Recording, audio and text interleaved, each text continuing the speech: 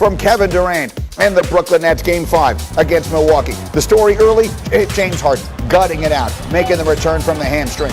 He would play most of the night. He would struggle, particularly first half. 0 for 6 from the floor with 2 turnovers. But his presence seemed to lift his team. He was out there doing what he could. But the Nets would struggle mightily in the first half. Down 16 into the third we go. And Kevin Durant would say, this is about to become my night. Here we come. Durant in the lane, plays it up and good, and he's just getting started. Ensuing possession. Durant in transition. This was his running mate last night. Jeff Green, 7 of 8 from 3, 27 points. Nets creeping back into it. They're down 9. Final minute of the third. Durant up and good. The 6-point game into the fourth quarter. Under 9 to play now. Nets within 2. Durant using the screen. Oh my goodness, they're in front. Nets their first lead since it was 2-0. Just over 5 minutes now. What a game. Nets lead by 1. Durant. Mid-range, over Middleton. Yes, Nets by 3. $1:20 to go. Bucks down by 2. Giannis goes to the line. Again, down by 2. The crowd smelling blood. First one, no good. He'd make the second. It's a 1-point game. Under a minute to go. Still 1 point. Shot clock winding down. Here's the biggest moment of the night. They've got him trapped. 2 seconds on the clock. 1 second. Oh, what a knockdown. Kevin Durant could not be stopped. Nets up by 4. 30 seconds to go. Nets lead is 2. What are they going to do? Giannis, Middleton, Giannis. They lose it. Durant hangs on. Kevin Durant, 49 points, 17 rebounds, 10 assists. Played all 48 minutes. The Nets win. Oh, what a night. I didn't even think about nothing but just each possession. You know, I was just trying to win each possession, and I didn't think about how many points I had or shot attempts. I did play every minute, so, you know, that helped with my point total. For him to have the toughness, the mentality, you know, that's what makes him one of the all-time greats. And so this is a performance that, you know, a signature performance, you know, for Kevin, and it was beautiful to watch. It really may have been the best game he's ever played. Durant scoring or assisting on 74 points last night, the most in any game in his career, regular season or postseason. And in the box score, he becomes the first player in NBA playoff history to have a triple-double with at least 45 points, 15 rebounds, and the 10 assists. And here we are with Jay Will, the Jay from KJZ ESPN Radio every morning. Okay, what are the right things to say about that virtuoso performance from Kevin Durant last night? He's a singularity. That's the best single performance in a game I've seen in Kevin Durant's career. I mean, 49 points, 17 rebounds, 10 assists. He can get anywhere he wants to go on the court. And here's what I said at the beginning of the year, Greeny, about Kevin Durant. When you witness him playing, Stephen Curry is probably one of the best tickets in basketball. But the Barclays Center for KD is a polished version of Rucker Park. It feels like you're watching street ball, but the most beautiful aspect of it, because the way he looks at all these individual matchups, if that's PJ Tucker, if that's Chris Middleton, if that's not Giannis guarding him the entire fourth quarter, this is who Kevin Durant is. He was the best player in the world in 2019. He still is the best player in the world, proving that each and every possession last night in the fourth quarter. Yeah, there feels like to me like there was something legacy reshaping about this performance last night, because so much of KD's legacy, and he is and has been a great player, but has been about some of the questions that have come along with the greatness. Last night, he left no questions. I feel like last night's game, particularly if they go deep into these playoffs and maybe go all the way to the championship, I feel like last night's game could be a legacy reshaping performance. He had 49 points on 23 shots. Yeah. Like, I would be curious where this ranks, if this is a top 5 NBA playoff performance, because of the efficiency. And by the way, all the pressure was on this guy coming into the game. You know, James Harden out there with one leg pretty much playing like me. Jeff Green obviously played extremely well. Blake Griffin give you some points in the third quarter. But you knew when it came down the stretch, the ball was going to be in the hands of the Slim Reaper. All right, before we get to other matters, you said you had 3 other things you saw last night. There are 3 things that I can't believe I saw. Number 1, Coach Bud, what the hell are we doing? We're not running any double teams at Kevin Durant. We're not giving him different looks defensively. The fact that he's still playing 1-on-1 in the fourth quarter blows my mind. Number 2, Giannis, your reigning defensive player of the year. PJ Tucker, you have been great all series long. You've carried the load. Get the hell out of the way. It's my time to guard the best player in the world right now when I need to. And the last thing, James Harden is out there playing on one leg. I give him so much credit in the world, Greeny, 46 minutes. But why didn't the Milwaukee Bucks attack him? defensively. He could barely move. We knew he could barely move from the first possession of the game. That was something that was a complete miss on their part. He should have been attacked every possession. A huge miss by the Bucks. Now, those are all outstanding insights and an incredibly dramatic night. And so I'll finish it with this. Are the Nets now going to win this series?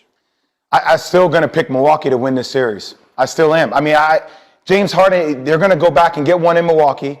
Now, whether they can close it out, I guess I'm going to take the Bucks, but I honestly don't know. I mean, it's hard for me to go against Kevin Durant. Could he put another performance like this together in the Game 7?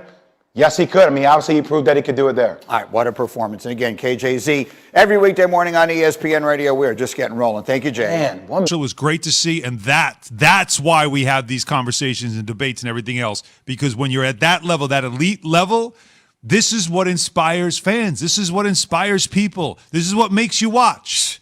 Alan, KD and Kyrie often refer to themselves as artists, right? As artists. And last night I'm sitting there watching the game, and I'm saying to myself, this is the best single game performance in KD's career.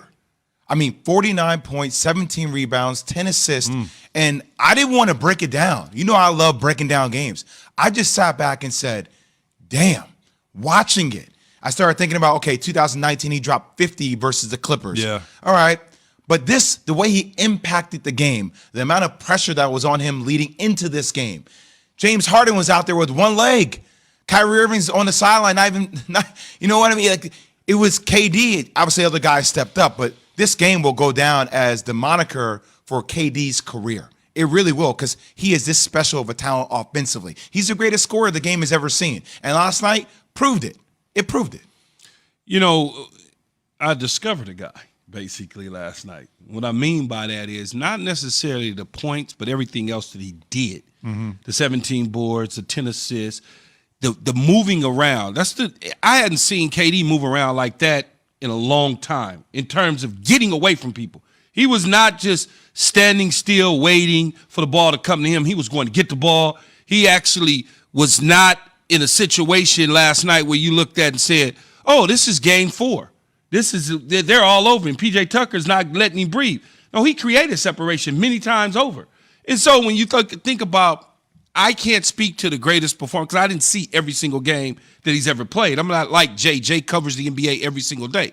But for me, in my eyes, being able, as Jay said, to come into the game with the type of pressure that must have been placed on him or he might have been feeling, to know that, okay, I'm potentially going to be out here by myself, although Harden did later on join him, but he was on the floor as a cardboard cutout, which in the end, it certainly helped, but it wasn't like he was adding any scoring points or doing things of that nature. But it helped. Support, yeah. It was there to support him and take some of the pressure off of him. But can you imagine going into the game, because the narrative prior to the game is, what is Kevin Durant going to be? What is he going to do? Are we going to look at a guy after the game and say, well, see, here we go? Is that the conversation that's going to be had? Is it going to be had that he isn't LeBron James? He's not this, not that. Can he carry a team? Oh, he needed to go away from OKC to Golden State to win a big game. He had other players around him. Well, he answered the call last night.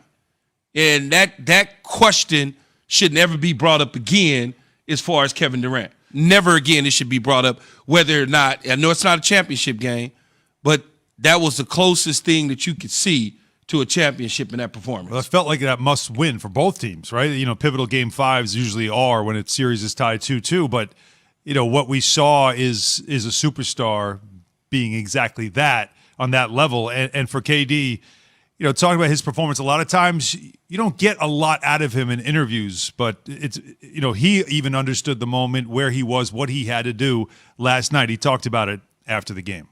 I know the perception of me is that I can score the basketball well, but you know, any team that I've played on, I've been asked to do pretty much everything from rebounding to defending to initiating to scoring. I might not be, I might not do it all the time, but I do a little bit of everything out there. So I knew at some point that coach would ask me to screen, rebound, defend, bring the ball up, score, shoot threes. So I just work on everything I can and practice. And when the game comes around, I just got to be ready to pull, be ready to do anything. So tonight was one of those nights. Not lost in this also is the fact that Kevin Durant played the entire game, 48 minutes, and this is, as we've talked about, 2 years removed from an Achilles rupture that for a lot of NBA players. He was the best player 2 years ago in the world, and he still is the best player today.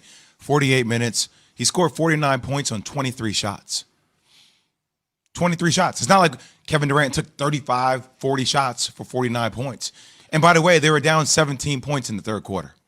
Like the first half wasn't like KD was popping off and it was going to be a prolific night. Yeah. You thought the Bucks were going to beat the brakes off them. I mean, the Bucks defensively put together an incredible first half. And then the second half, you just saw the Bucks shrink and shrink and shrink. We'll discuss and you saw them. KD